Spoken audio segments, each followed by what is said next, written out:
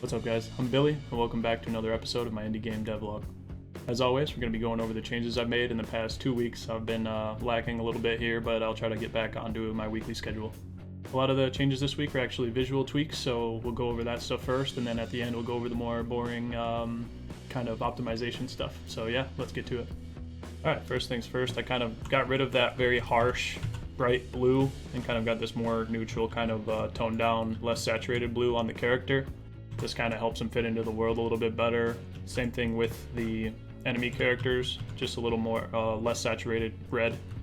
I also removed the melee characters from level 1 so that noobs don't get stomped their first go through, and I also changed their colors from the red to black with kind of like blood on their horns and stuff to show that they're a different type of character than the ones that are shooting at you.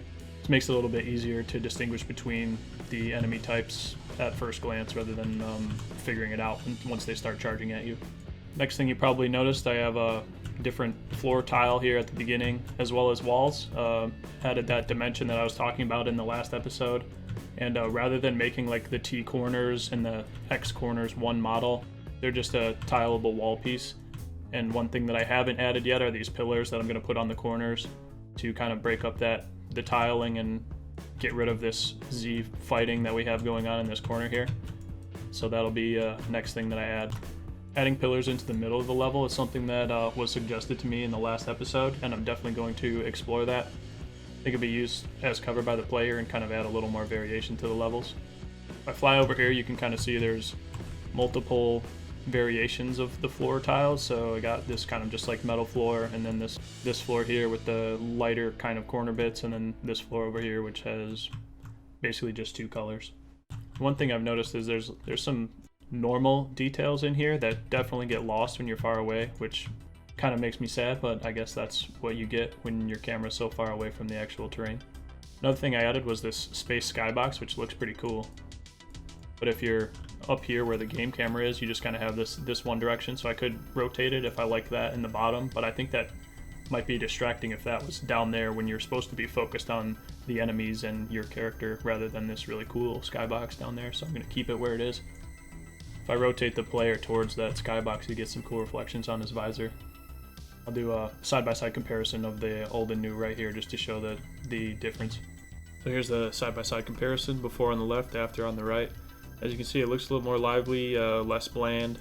The characters seem to fit into the world a little bit more. That health pack is still a little ridiculous, but I think the work we did actually pays off and it looks pretty awesome. Let me know what you think in the comments below. I like looking at these comparison videos because it really shows me how much progress I've actually made. Sometimes when you're working on games, you kind of lose that motivation. You feel like you're not getting anywhere. But if you make videos like I do, you can easily see how much has changed in a little amount of time. I also added the skybox to the main menu, and I want to have the player model sitting inside some kind of ship where you can see through the windows, and give it some movement, kind of like a sway up and down, maybe forward and backward, and he's just kind of pressing buttons or whatever to give the main menu more motion and make it less bland. I also went through and edited the enemy placement to make it a little more first level friendly for the newer players. My plan is to make the levels get increasingly harder as you progress. Give it that nice difficulty curve so that when you're at the end of the game you actually notice there's a difference rather than the easy first level. It's actually harder the farther you go. Now we're going to move on to the optimization stuff, so less visual, more me explaining the changes I made to the code and how the enemies work and the doors work. So this is one of my earlier videos. As you can see, these are the debug lines for the raycasts, and they're all the enemies in the whole level, even if they are far away from the player, are focused on the player.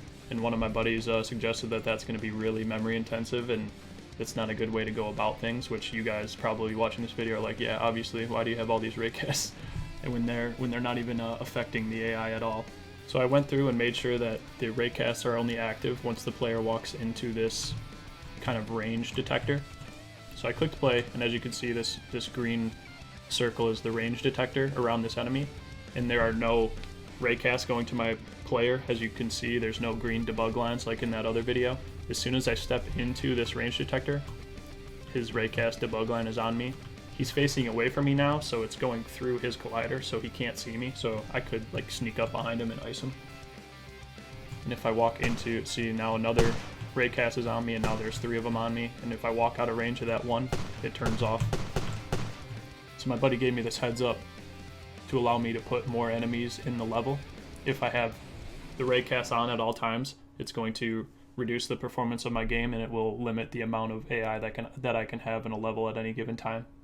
Now, along the same line of optimization, the doors did the same thing as the old enemies. They were constantly checking the closest range of the enemy and the player and checking to see if it was less than 5 units. And every door was checking both locations every frame. And now that I look back on it, I'm like, wow, yeah, that's ridiculous. But now the doors act the same way as the new enemies. So if you walk into this collider circle, that's when they start checking ranges. And it's the same for enemies too. As soon as they walk into that colliding circle, it'll start checking ranges rather than checking ranges for every frame. So this kind of thing isn't something that I thought about when I started, but it's definitely necessary, and I'm going to remember that for this game and my future games. I always knew I had to optimize my 3D models, but I never actually thought about how you could optimize your code or your AI, because I was never really into programming before this project. So it's a good learning experience for me, and hopefully a good learning experience for you guys watching. Alright guys, that about wraps up this week's changes. Let me know how you feel about the different floors and walls in the comments below. Also, leave a like if you enjoyed the video, and maybe consider subscribing. Alright guys, thanks a lot, and I'll see you in the next one.